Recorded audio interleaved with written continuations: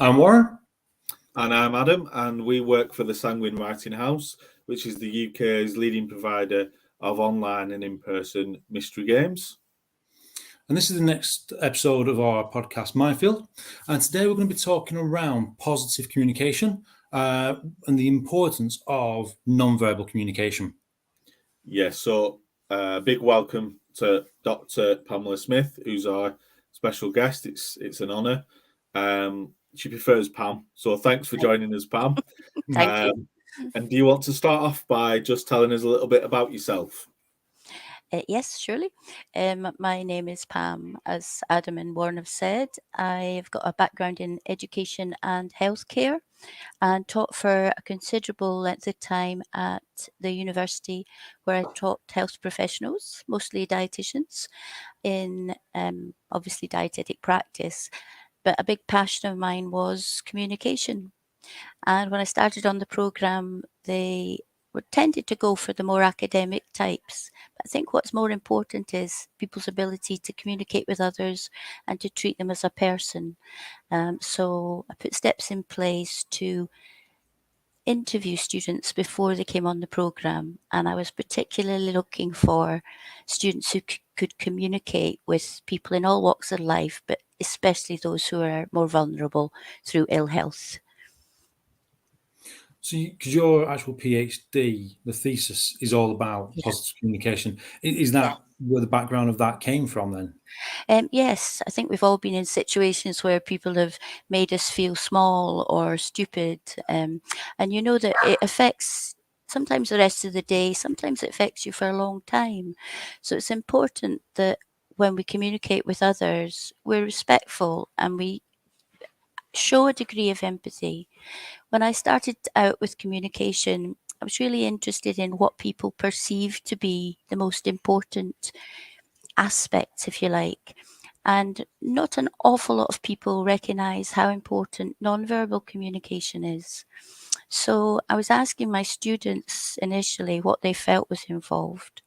And through my studies and through reading lots of papers, because this is a huge area, I found that positive communication has so many benefits, and it's not just to the person receiving the communication, because a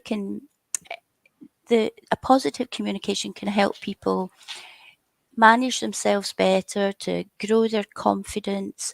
If the interviewer or the person they're speaking with is actively listening and showing that they're interested, then that person can go away. They've got a little bit of trust in that conversation, and they're starting to feel, I can do this, I can manage. And so allowing them to see that they're a worthwhile person is such a positive attitude to have. And also, so I'm getting a bit tongue-tied here. You're right. When people are vulnerable, they often take time to answer. I can feel myself being just a little bit overwhelmed, and I'm not, fortunately, I'm not somebody who suffers from too much ill health, but you get tongue-tied. And if you're vulnerably mentally, then often people will ask you a question and you can stall in that period because you're thinking, oh, how am I going to answer this? Are they going to think I'm feeling stupid? So by nonverbal communication, we can show that we're wanting to hear what they have to say, and we're going to give them a little bit more time to fill that gap and let us know what they're thinking. And that goes on to help develop trust and good relations. Indeed. We've just had a comment there as well. So can you give us an example of some non-verbal communication? Absolutely. I mean, probably one of the simplest one is if you talk to your dog in a stern voice. The actions, your body actions, the dog automatically thinks, whoa, I've done something wrong here. But yes, examples of nonverbal communication. If you're speaking to me and I'm looking out the window, scratching my ear and checking my text on my phone, how do you feel about that? Whereas if you're speaking to me and I'm interested in what you're saying, I'm almost leaning forward so I can hear better. I'm maintaining that eye contact. I'm letting you know that I'm interested. That's non-verbal communication. And sometimes I've seen students who are wonderful people, but they scowl quite a lot. And you got to be a wee bit more aware of your facial expressions. So when I speak to you, don't be, what's that? You want to be open. Yeah. That's, I think especially for people with mental health or who are experiencing mental health, they need that reassurance as well that they are being listened to, and yes. I think you're right. It's the little kind of nuances and kind of facial expression and everything, isn't it, that Yeah. show that you engage with this person. You're approachable. You're approachable. It was an interesting study that I read. I think it was by Brown, who looked at communication skills training, CST they call it, that never was implanted in doctor training, medics training years ago. And they've changed that because they did a study and these people showed that if you weren't trained in communication skills, if you could get your information without having to speak or engage with the patient, then these old-fashioned trained doctors were quite happy to, that's the patient over there, but I'll see if I can get all the information for the notes. Whereas now they embed the training in because it isn't something you acquire just by living your life. You actually need some teaching in communication. And they found that the new breed of doctor who are trained in communication skills actually want to speak to the patient and see them as what they are, which is a valuable source of information. And because they're engaging with them, they're getting more back. And it's the same, it's not just patient doctors, it's everybody who is maybe even just a little shy or a little bit nervous because they've never spoken to a large group before. This active listening and non-verbal communication shows that you're interested and you want to see. It's nothing clever about it in a way. It's No. just demonstrating that you're worth listening to. Yeah. Well, I suppose as well, because it gives you just another insight. Like I say, you can get anything you want off that piece of paper, but obviously, Yeah. I'm not one for selling myself. When it comes to CVs and everything else. But if you sit down and you have a conversation with somebody, you get a real feel of who that person is. So you Yes. get twice as much information than you would normally, I suppose, wouldn't you? I mean, it's interesting that we're a games company. We provide these mystery games because they say you learn more about a person in a hour of play than a year of conversation. And I Yeah. think that's very, very true. But some of the other findings they found with positive communication is that if your staff are aware and they know how to communicate positively, they're far more likely to get a higher degree of job satisfaction and to stay with your company longer than those who don't have that training. It's like Yeah. a personal satisfaction. I Yeah. suppose that also comes down to feeling appreciated a lot of that period, Yes, doesn't it? yes, My boss is listening absolutely. to me, so my views are valued. Yeah. Yeah. Yeah. We've just had a question from Phil again, who's asking, "What about the use of your arms and hands during communication?" I can't talk without using my hands. My hands are always. So what about that, Pam? Well, I think that it's another part of it, isn't it? But if you're genuinely you're giving, if you like, with your arms, you're signifying. And if somebody's deaf, perhaps that adds a little bit more. I know this person's interested. I'm lip reading what they're saying, and I'm seeing that they're openly engaging with me. You do have to watch that you're not saying a different thing with your body language to what you're actually saying. So, for example, if I'm speaking to you and I don't know, scratching my bum or something, for want of a better word, or I'm looking like I'm coming across as open, but at the same time, I'm writing down something over here, or I'm pottering around over there. You want to try and marry the two. Yeah. You're in the moment. I'm not thinking about, oh, well, I'm speaking to you. I'll just, signal to my dog that I'll take it out in 5 minutes. I'm speaking to you. So Yeah. yes, body language is good. Yeah. So with that, as you say, so you've got, the non-verbal communication matching Yeah. your verbal communication, Yeah. and then because you've got your active listening as well. What if you find somebody who doesn't want to talk? Sometimes people just don't want to talk, and I mean, it's not like you can force them to, but you can encourage them. As I say, you can give them extra time, and again, they've done studies showing if you leave a longer gap after you speak, people are more likely to fill it and give you more information. But I think again, it's a lot about making that person feel comfortable in the situation they are. Is there too many people around for them to speak? Are they just frightened of being judged? Do they just not know what they want to say? So giving them a little bit time, a little encouragement. Is your language too complicated? You can think about those sort of things. There's other reasons that somebody won't engage. But giving them time and then making them know it's all right if they've nothing to say at the moment, or if they'd rather go away and have a wee think about it and come back and speak. But you can't force people to engage. You can just encourage. Yeah. Yeah. We've just had a comment there from Vanessa. The flip side is when someone says I'm fine, but all the body language screams the opposite, and trying to tease more out of them is hard sometimes. Because I think that's something that we do as it's the British stiff upper lip, isn't it? As soon as you say, "Are you okay?" Yeah, I'm fine. I'm fine. It's the automatic response. So, what do you do about that? Well, I think that again, it's a matter of trust and confidence. So if you said to me, "You're fine," I mean, I don't go around and tell everybody, "Well, actually, my arthritis is really bad today, and and I'm feeling a bit sick, and Yeah. so and so's pissing me off." You don't always want to share those sort of things. No. Sometimes you want to keep them to yourself, or they're for your special person, the person that you can share with.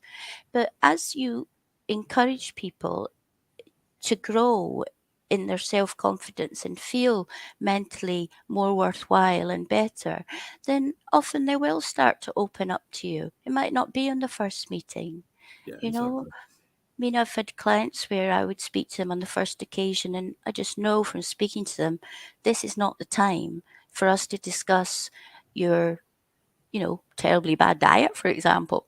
It's time for us to get to know each other and see where the boundaries are and, how this is going to proceed. So it's not always a matter of you can't always get into people's, inside their head. You've got to give them time.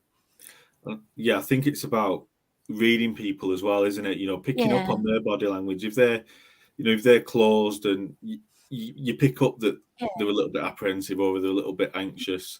And I always go back to working with adults with autism and living with my son who's autistic.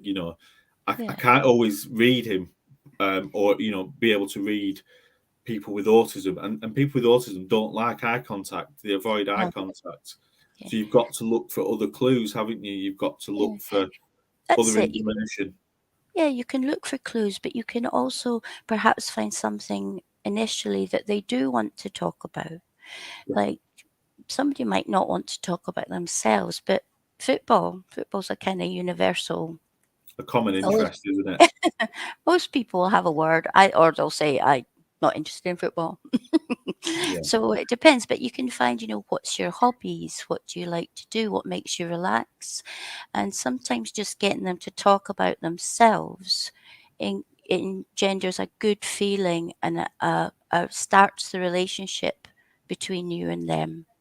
So it's baby steps. I mean, this is an enormous field, isn't it? Everybody's different.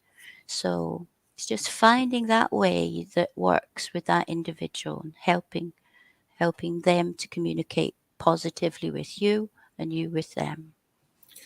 So I think, because I've heard that goes mirroring will give Yeah. people confidence and builds that trust. I Yeah. That's another form of the non-verbal kind of It is. communication. Yeah. Always makes me think of Jaws, that old movie where the little boy's mirroring his dad. You know, everything his dad does in the movie, the little boy does. And mirroring, I suppose there's a certain situations where it's not so appropriate, but it is a sign of empathy, and a lot of people do it automatically. So you might sneeze, for example, and somebody will say, "Bless you." That's not as much empathy as just being nice. But if you yawn, an empathic person quite often will also yawn. Or if you cough, they'll cough. And it's not because they're taking the mickey, it's just a demonstration that they, they have some empathy there. But yes, mirroring, it can make people comfortable because you're doing similar actions to what they're doing, as long as you don't take it to extreme and, Yeah. mimic everything they're doing. Yeah. Yeah, it can be So a useful tool. Andy's just posted a comment there, and I hope you you understand this, Pam. No. Moravian 55, 38, 7%. No. No. I'm not. We've got Andy on next week, actually. So Yeah. We'll have to ask him. we can have that explained. Then, as Phil has just mentioned there as well, is there anything that you can do if somebody won't open up to you? Are there other techniques to bring them out? Maybe. Oh, of course, has to be my mum that phones during everything, isn't it? What you can do if somebody won't If somebody won't open up to you, have you got any techniques for helping people come out of themselves? Well, I suppose yes, you could. If they, some people come out if you play games. Actually, board games are quite a useful way to come out. Sometimes getting into character with something else will help people come out. So, games is a way. That's when you find that they're really competitive and tip the board if they're not winning. But yes, you could. What is this? 30s? So, Oh yeah. Oh, I see what So you're saying now. yeah, Yes. 50% body Sorry, language. Andy. Sorry, Andy. Yes.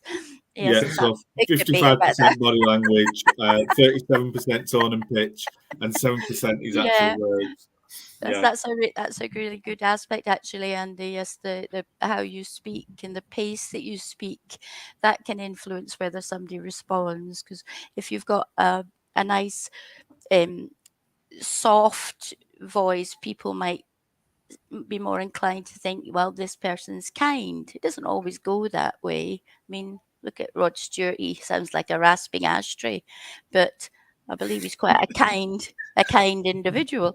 But also, if you're speaking too fast and they can't get what you're saying, or you're sounding aggressive, I mean, some people sound defensive and they don't mean to sound defensive. Yeah. So again, but we can't be aware of everything we're doing at every moment. We can just try and be in the moment and be kind. So yes. So overall, really, it's about basically treating people how you want to be treated. Oh, absolutely. Yes. Yes. I'm a big one with that. I used to get little positive messages for my students to take away with them when they graduated. And one of my favorites is, in a world where you can choose to be anything, choose to be kind. And I think it's little things like that that mean a lot to people, because, a little bit of kindness. I have a friend who told me about a lad who carried shopping home for a lady because she was struggling. And this lady didn't have relatives, and she left him a huge house on the side of Windermere. So, I mean, that's an extreme, but you don't do it because you want something. But you No. don't know how much you've helped an individual in their day just by being kind and, choosing to engage with them in a nice way. I saw a similar story. Like I say, not as extreme. I think it was a Asda delivery man the other day, and he delivered to this lady, and she was sat in the dark. And apparently, the bulbs had just gone, but she was Oh, waiting a couple of hours for her carer to come round. And he just, as he brought the shopping, he just went, show me what your bulbs are. And he just took him 2 minutes, changed all the bulbs, and she was just absolutely made up. So much, it got into the paper, but it is just that little 2 minute. I know it's a different kind of communication, but it's him, Well, having it's that time for somebody it's and being being human, kind. isn't it? It's being Yeah. kind. Yes. Yeah, it's very important to be kind. It's willing to give up your time, Yeah. for somebody else. Yeah, I do think people are kind of nervous about being kind these days in case it's mistaken for, an infringement of your rights or you're patronizing Absolutely. or whatever. But I'd rather take being kind over not helping. Yeah. Yeah. Definitely, without a doubt. As I said, this has been amazing, and it's such a fantastic subject. And obviously, we've got a brief insight into communication, and we really, really could go on for hours. And I just want to say, thank you so much for coming on today, Pam. Yeah. Thanks, Pam. It really has been It's a amazing. pleasure.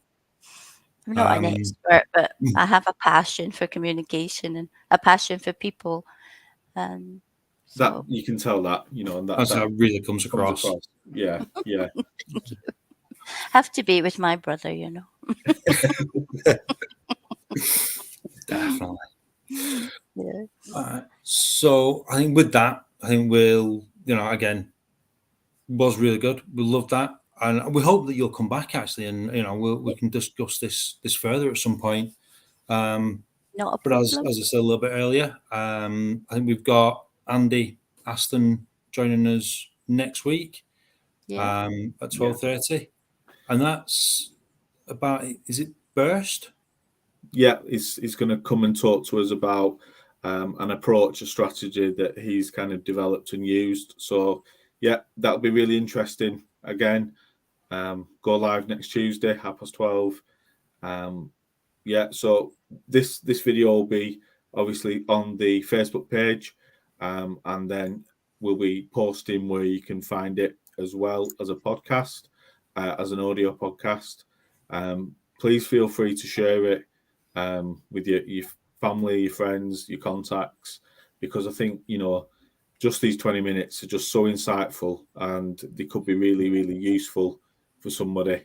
But yeah, thank you for watching, and thank you for all the comments, and we'll see you next week. Thank you. Thank you, Pam. See you all later. Bye. Bye. Mindfield podcast has been presented by the Sanguine Writing House, the UK's leading provider of online mystery and strategy games, along with team training, mental health awareness, and mental health first aid courses. To find out more and to book your course or game, please visit tswh.co.uk.